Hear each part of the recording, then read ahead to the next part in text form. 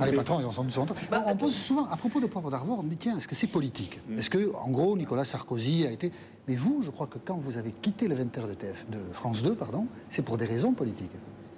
Oui, c'était très clair. Vous voulez dire la dernière fois, en 2001 Oui, oui, c'était je pense que très clairement parce que les dirigeants de la 2 à l'époque savaient que le Premier ministre de l'époque, M. Lionel Jospin, refusait de venir sur la 2 tant que j'y étais. À cause de cette station, on a le document, on a un petit document. Oh là là. Ah bah oui. On a l'objet du délit. Vous n'êtes pas sorti de l'auberge.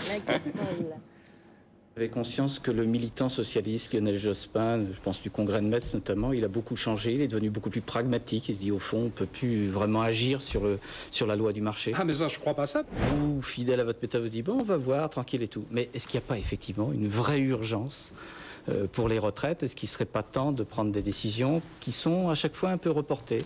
Certainement pas. Merci Monsieur Jospin d'être venu parler de cette deuxième étape. La troisième étape, ça sera quoi?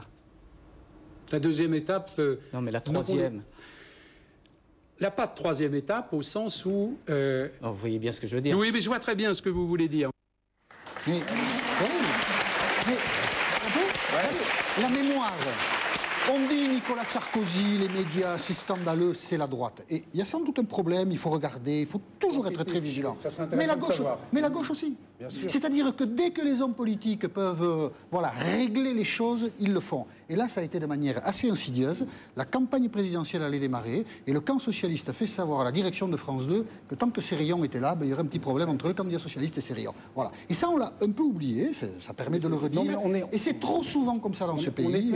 On est même un drôle de pays parce que, pour prendre un exemple inverse, Arlette Chabot a eu les pires ennuis parce qu'elle a osé demander à Jacques Chirac, qui était au fond du trou dans les sondages, s'il allait jusqu'au bout. C'était une question de journaliste évidente. Et on a beaucoup voulu. Elle a mis longtemps à remonter. Pour présenter le 20h, en un mot, il faut être relativement consensuel, c'est ça?